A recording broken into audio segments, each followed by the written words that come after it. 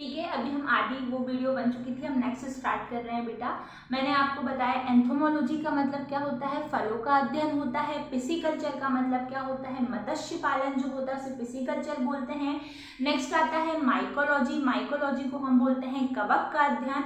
और फाइकोलॉजी मतलब होता है शैवाल का अध्ययन।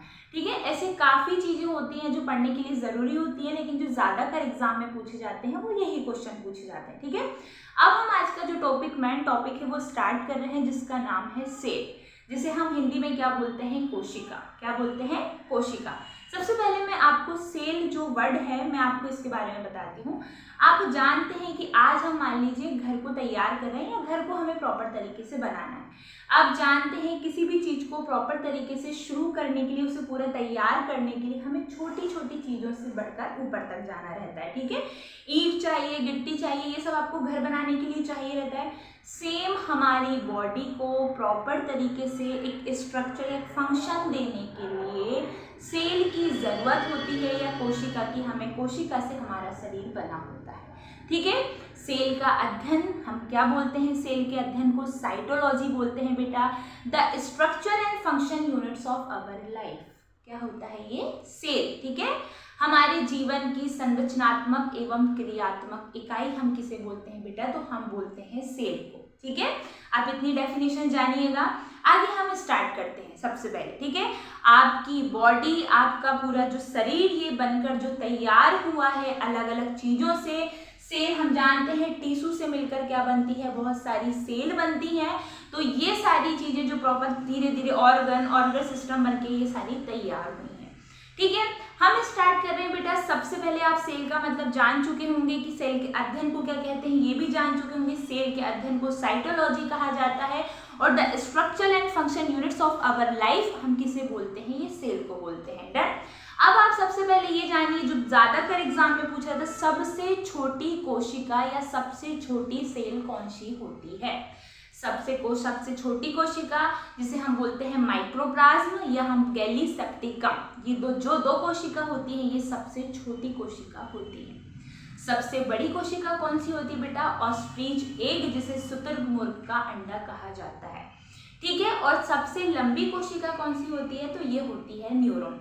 आपको ये बताना है कि सबसे पहले कितने टाइप की कोशिका होती हैं, तो ये 2 टाइप की कोशिका होती हैं। पहला होता है यूकैरियोटिक और दूसरा होता है प्रोकैरियोटिक। ठीक है, यूकैरियोटिक कोशिका क्या होती है, जिसमें सारे ऑर्गेनल फंक्शन होते हैं। ठीक है, राइबोसोम हो या अलग अलग जो सेंट्रोसोम हो, जितने भी फंक्शन है, जितने भी ऑर्गेनल होते हैं वो यूकैरियोटिक सेल में होते हैं, और प्रोकैरियोटिक सेल में ज़्यादा ऑर्गन प्रेजेंट नहीं होते हैं। ठीक है, इतनी चीज़ें आपने समझी। अब हम अगली बात कर रहे हैं बेटा, ये जो कोशिका वर्ड है या सेल वर्ड है ये किसने दिया है, तो ये 1605 में किसने दिया था, 1665 में एक रॉबर्टसन नामक वैज्ञानिक थे।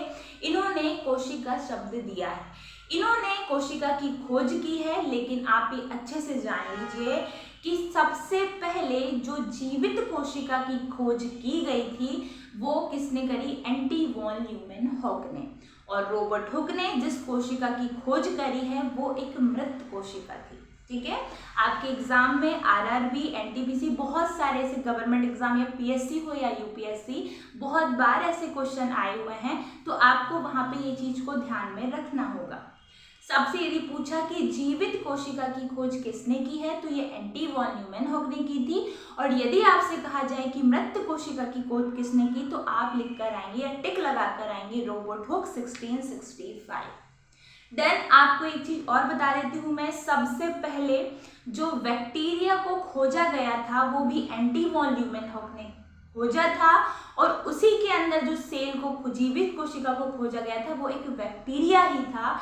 इसीलिए हम बैक्टीरिया की खोज का श्रेय भी एंटी वॉन ल्यूमेनहॉक को देते हैं। और जो क्या बोलते हैं, जीवित कोशिका का जो सेल का हम बताते हैं जिन्होंने खोज की है वो भी एंटी वॉन ल्यूमेनहॉक ने की थी। आप मुझे कमेंट में बताइए कि वायरस की खोज किसने की है। ठीक है, आप ये मुझे अपने कमेंट में बताएंगे। इतना हमने सेल के बारे में पूरा जाना। ज़्यादातर जो है हम डेफिनेशन पढ़ चुके हैं, हम इसके अध्ययन को पढ़ चुके हैं, हम जान चुके हैं सबसे छोटी सेल कौन सी होती है, सबसे बड़ी सेल कौन सी होती है, सबसे लंबी सेल कौन सी होती है। ठीक है, इसकी खोज किसने, लगभग इतना कुछ। अगले पार्ट में हम पढ़ेंगे कि दो टाइप की सेल होती हैं, पहला होता है प्रोकैरियोटिक और दूसरा होता है यूकैरियोटिक। इसके अंदर हम cell membrane, cell wall, centrosome, ribosome, सारी चीजें हम, राइबोसोम, ये सारी चीजें हम पढ़ेंगे। ठीक है, आगे की जानकारी जानने के लिए मेरे चैनल को सब्सक्राइब कीजिए। Thank you. और मैं आपके लिए एक वीडियो और बनाने वाली हूँ, क्योंकि अभी just RRB NTPC under graduates के पेपर चल रहे हैं, तो मेरा खुद का एग्जाम था, काफ़ी अच्छा गया है। मैं आपको उसमें एनालिसिस करवाऊंगी क्वेश्चन कैसे आ रहे हैं और आपको किस तरीके से अपनी प्रिपरेशन को जारी रखना चाहिए। मैथमेटिक्स से ज़्यादा टफ नहीं आ रही है, ऐसे ज़्यादा लग रहा है कि हमें अलग अलग चैनल पे कि बहुत ज़्यादा टफ मैथमेटिक्स, तो ऐसा बिल्कुल नहीं है। रीजनिंग काफ़ी ज़्यादा सरल आ रही है। ज़्यादा जो क्वेश्चन थोड़े से यदि हमें टफ लग सकते हैं तो वो करंट अफेयर के क्वेश्चन हो सकते हैं, तो मैं आपके लिए करंट अफेयर के क्वेश्चन भी प्रिपेयर करूँगी, जो आप आरआरबी या बाकी एग्जाम के लिए पढ़ सकते हैं। ठीक है, थैंक यू।